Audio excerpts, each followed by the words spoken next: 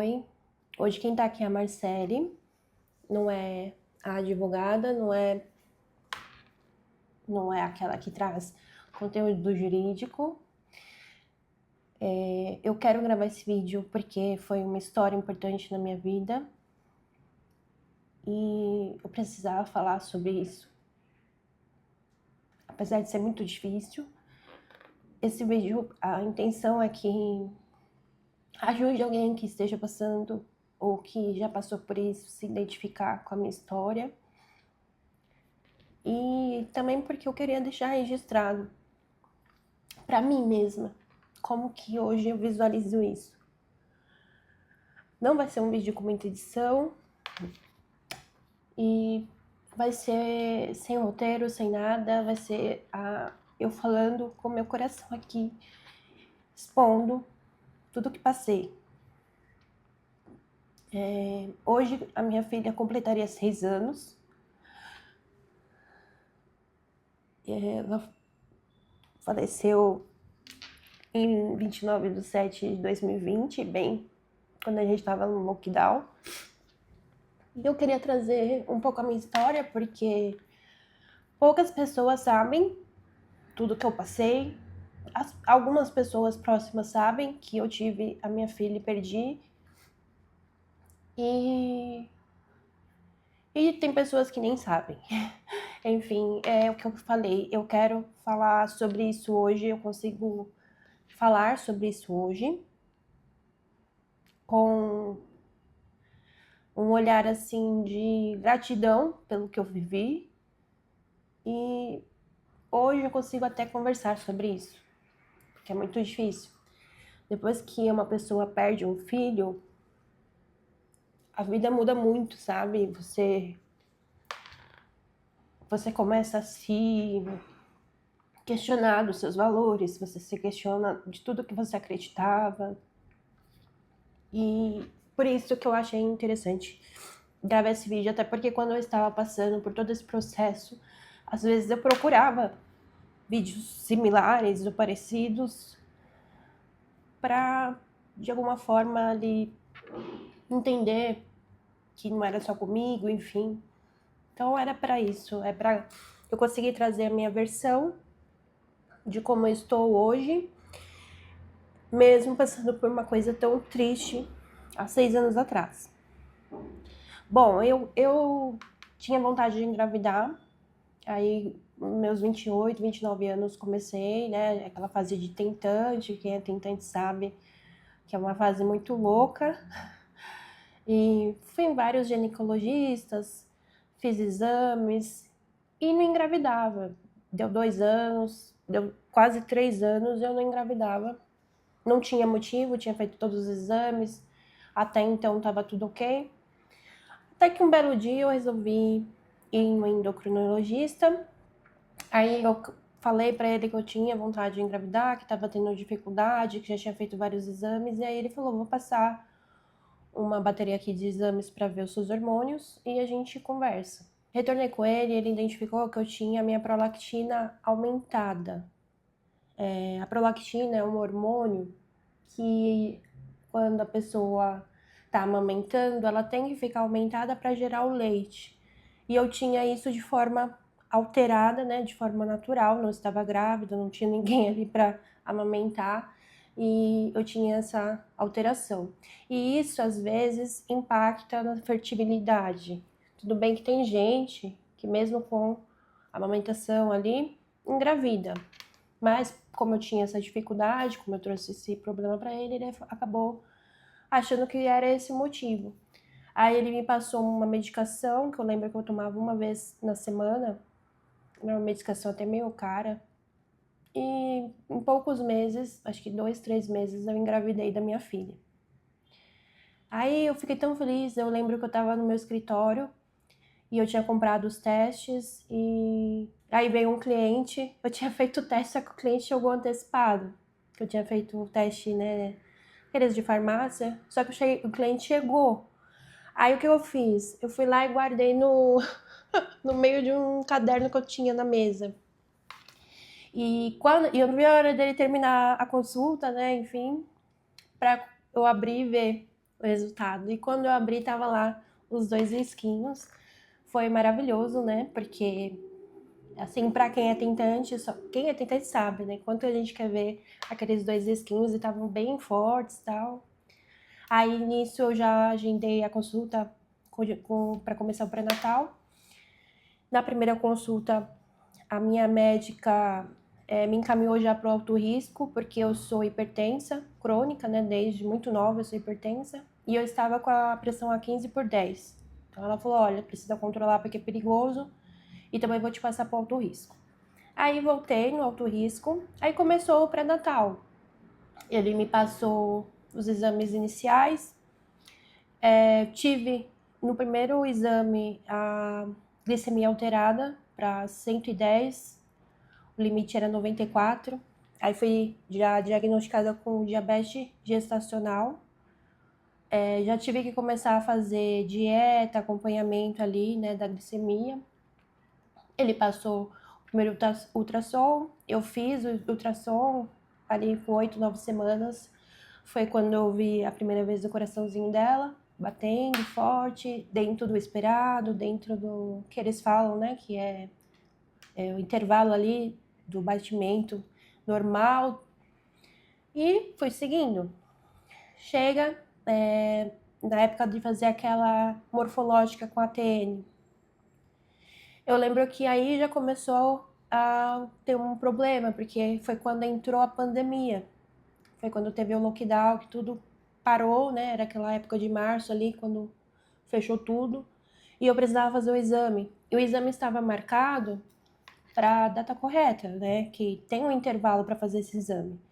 Só que o que aconteceu? A gente, no dia do exame, me ligaram falando que tinha desmarcado, por conta do lockdown.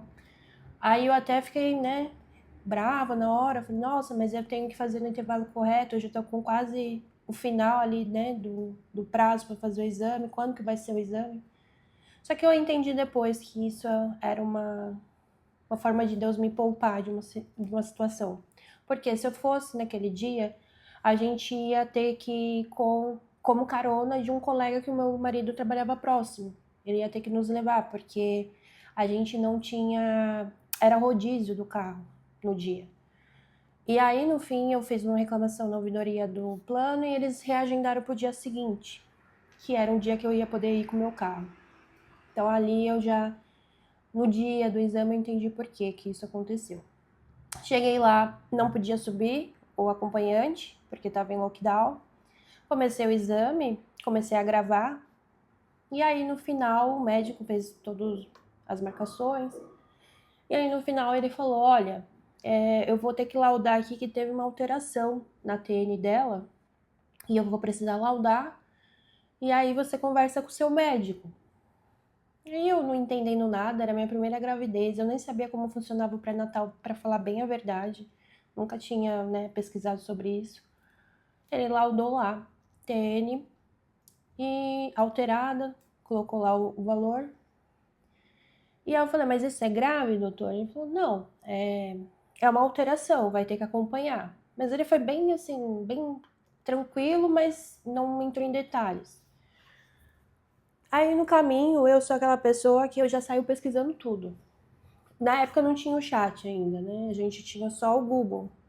Aí já entrei em fórum daquele site Baby Center, já comecei a ver casos de TN alterado, o que podia, né, dar.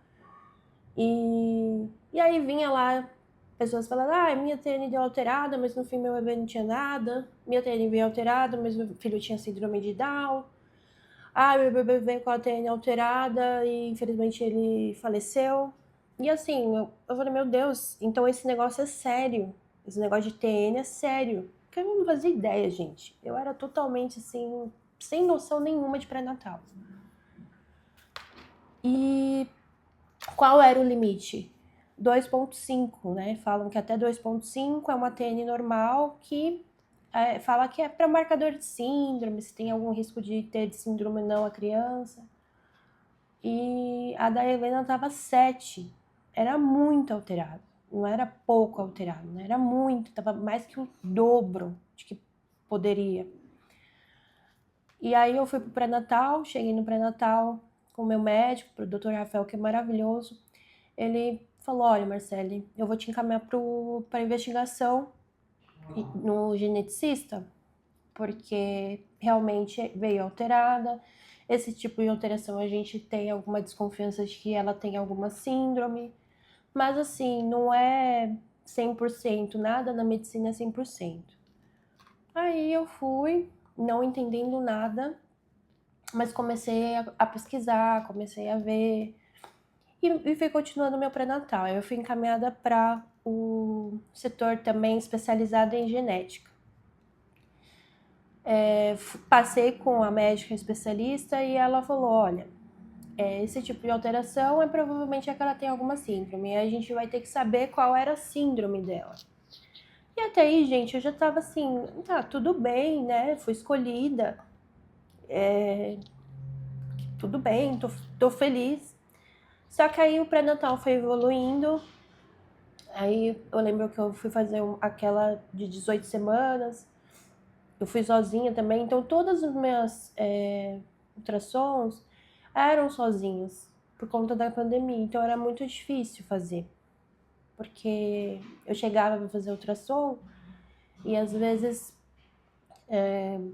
como posso dizer assim, né, o médico já começava a ver, já via que estava alterado e já mudava assim, sabe, já ficava com uma cara mais séria.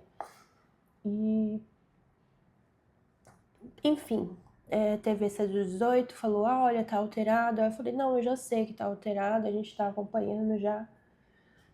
Até que veio a morfológica de 22. Eu precisei fazer um exame que coleta o DNA do bebê, né, da bebê. Coletava na barriga mesmo, um exame bem... Eu não lembro o nome dele agora, mas é uma agulha que eles colocam na barriga e tiram o líquido para poder ver qual era o tipo de síndrome que ela teria. E aí eu lembro que um dia antes da morfológica, que eu fiz a morfológica com 22 semanas, um dia antes saiu o resultado. Esse exame ele demorava bastante para sair o resultado, quase um mês para sair o resultado, e saiu o resultado. E ele veio normal. Ele veio que ela não tinha nenhuma síndrome.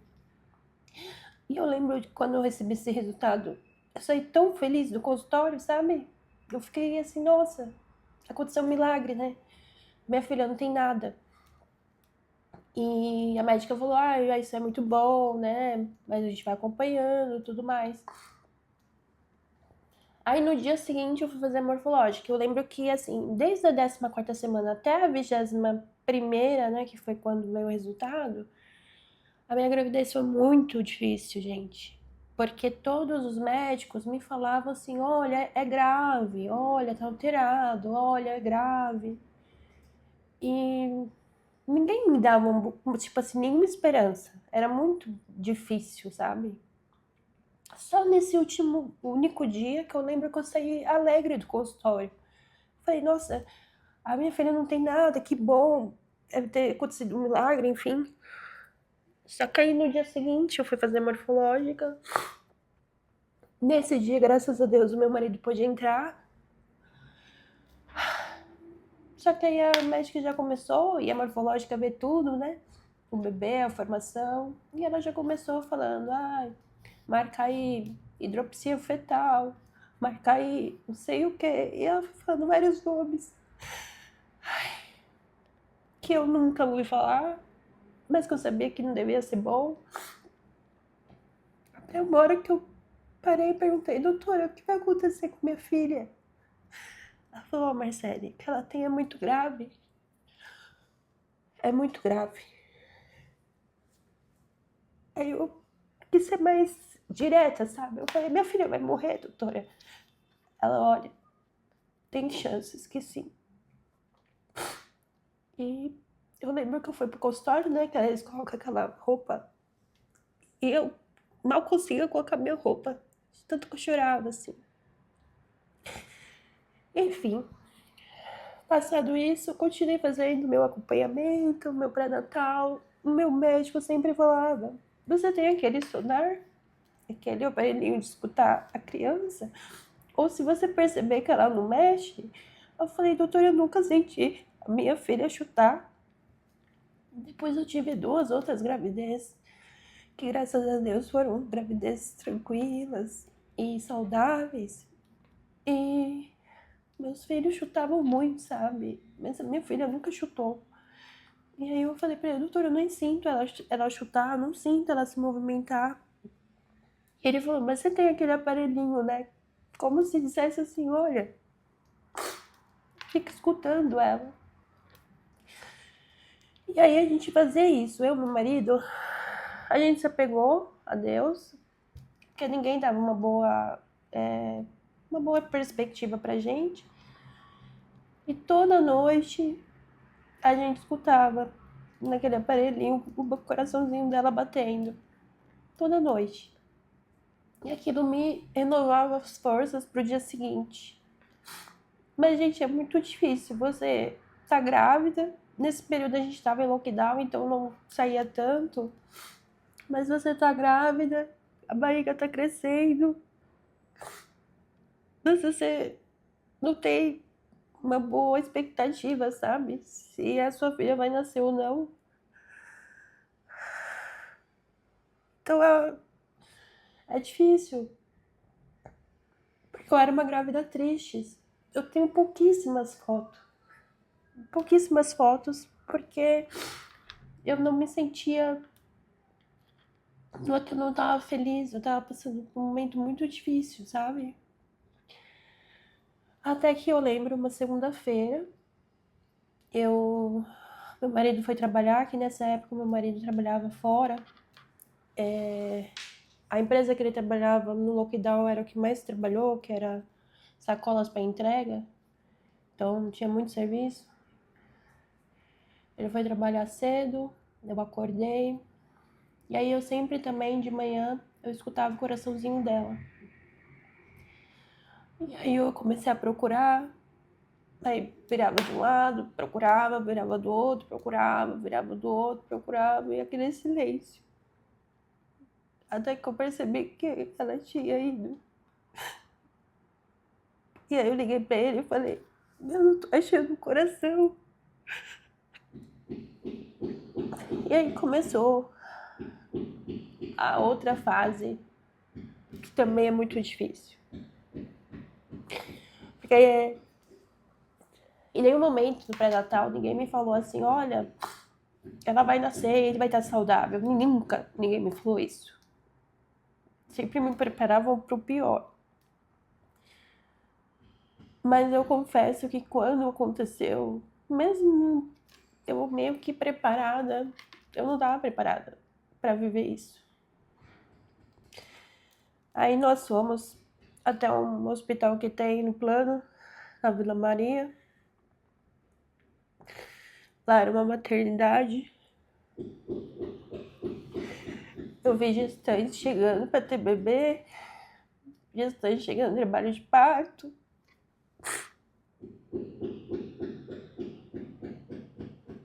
Fui, passar no consultório. Falei do meu histórico, sempre levava minha pasta com tudo. Falei do meu histórico, falei do meu risco, que não tinha escutado o coração. A médica foi tentar escutar, bem, não escutou. O aparelho deles é muito melhor, então...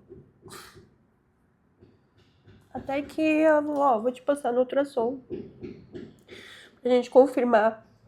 E aí a gente vai ter que induzir você, né? Que ela já tem um tamanho de uma criança de 24 semanas, já é uma criança, então a gente vai ter que induzir. E eu lembro que eu fiquei esperando aquele ultrassom chamar. E foi a pior experiência da minha vida. Não só porque a suspeita que eu tinha. E aqui eu adendo, gente, se vocês forem da área da saúde, pelo amor de Deus, gente, é um ser humano que tá ali tendo que lidar com uma dor insuportável. Até hoje eu não sei o nome dessa médica, eu nem quero ver no laudo. Mas o tratamento frio, seco que eu tive no momento mais doloroso da minha vida ficou assim, marcado, sabe? Porque eu deitei e eu tava ofegante, eu tava nervosa, e ela, se você ficar se mexendo, eu não consigo fazer o exame. E eu respirava fundo. E ela, mãe, tem que ficar parada. Aí uma hora lá, confirmado, óbito fetal. Desse jeito, como se estivesse pedindo uma pizza, sabe? Ela tá confirmado, pode sair da maca. Gente, se você é da área da saúde, não faça isso com um ser humano, cara. Isso é desumano demais. Se você fez o juramento para ser médico, seja humano. Saiba lidar com as situações. Eu sei que vocês se tornam frios depois de um tempo, mas lembre-se que aquilo ali é uma pessoa. Ela tá vivendo o maior desafio da vida dela. E um tratamento um pouquinho acolhedor caberia ali no momento. Mas foi o contrário, sabe? Era como se fosse falar que tinha um pedido de pastel. Enfim, confirmou. Aí eles iam começar a questão de internar, tudo isso. E eu não sei como é a estrutura desse hospital, porque eu só ficava ali na parte da emergência, né? E aí eles acharam por bem me transferir para o Salvalos, que é um hospital bem maior aqui de São Paulo, porque lá onde eu estava, a maternidade era muito próximo da onde eu ia ter que induzir o parto, e eu ia ficar ouvindo choro a noite inteira. Depois provavelmente teria que dividir quarto com alguém que estava com o seu bebê, e eles pensaram de forma mais humana e me transferiram. Cheguei no Salvalos, fui muito bem atendida pela equipe, do início assim ao fim, gente. Foi muito humano. Eles me tratavam assim, vocês viram, tipo, não é carinho, sabe? Mas é empatia. Me trataram muito bem. E, sim, o Salvalos superou em atendimento ali naquele momento terrível. A gente induziu o parto, foi muito difícil a indução. Quem tem um parto induzido fala que é muito doloroso, e um parto induzido de um bebê em óbito, né, é 1000 vezes pior. Até que ela nasceu, né, e assim, gente, às vezes eu lembro assim e eu falo, eu nem sei como eu superei isso, sabe? Enfim, ela nasceu, veio o atestado, né, de natimorto, o médico preencheu, e era época de pandemia. E ela nasceu, era 4 horas. Aí meu marido já foi tratar das questões funerárias, porque ela era já um peso que enterra, não é aborto, né, é uma criança. E aí ele foi tratar das questões funerárias, e eu pedi pro médico, eu falei assim, olha, doutor, eu tô me sentindo bem. Eu queria poder enterrar minha filha, né, porque eu sei que o velório vai ser amanhã, 8 horas. Eu queria poder enterrar minha filha, eu tô me sentindo bem. Ele falou, eu não posso te liberar antes das 4 horas da tarde.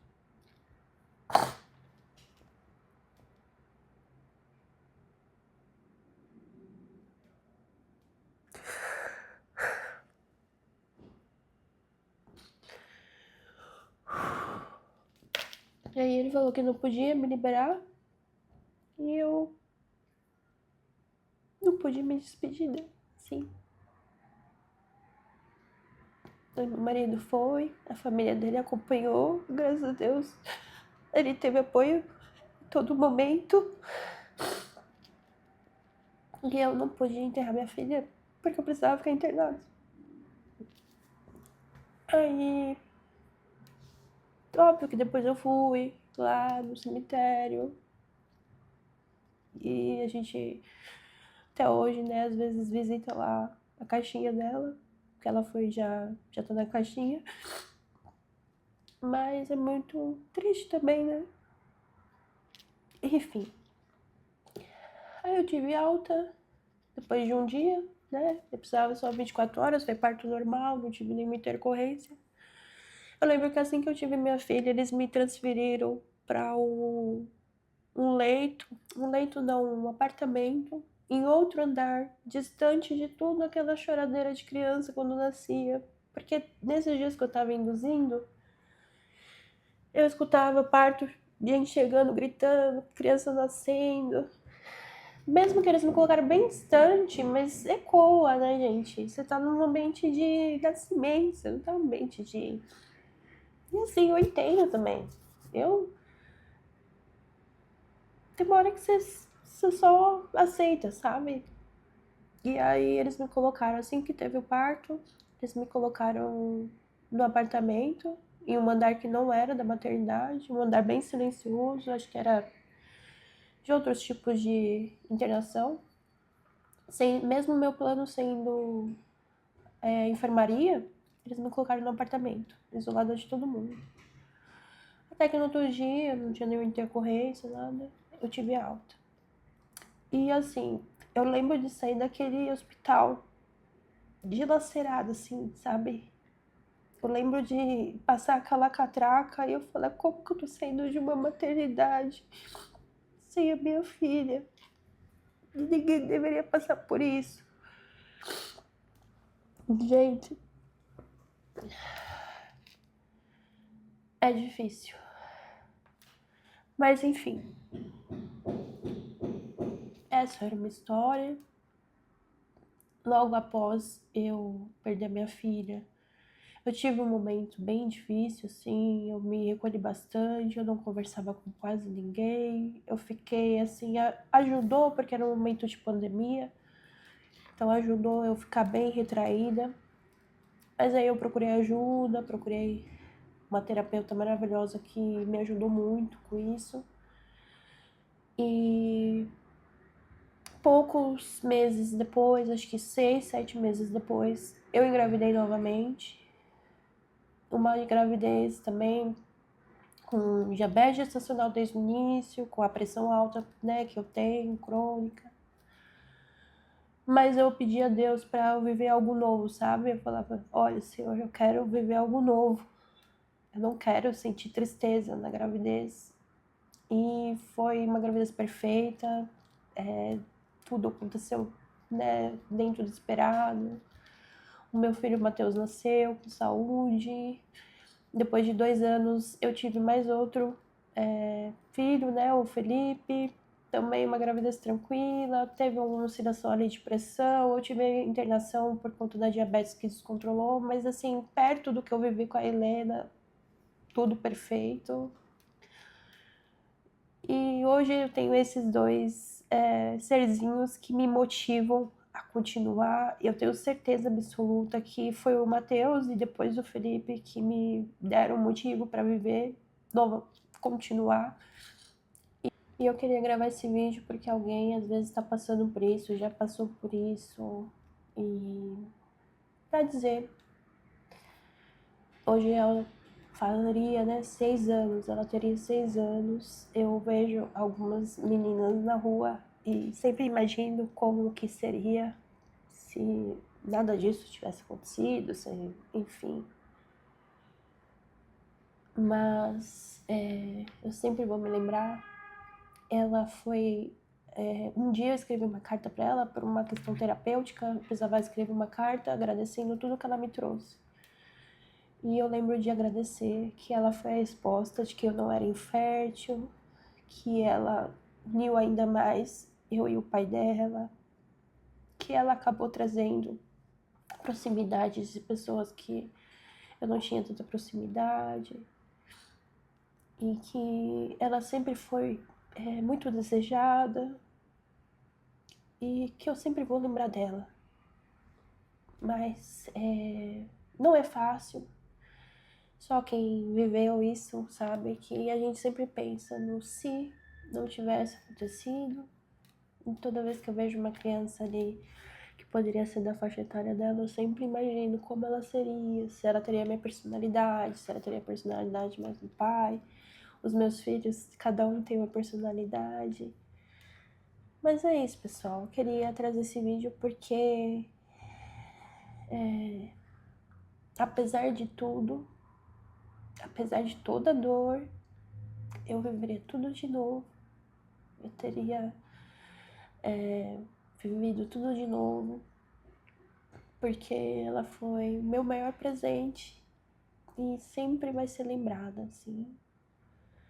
E eu sou muito feliz hoje em ser mãe dos meus filhos, do Matheus e do Felipe. E ela me preparou para ser uma mãe melhor ainda para eles. Porque só quem sabe a dor que é não ter, valoriza às vezes o que tem, sabe? Gente, era isso.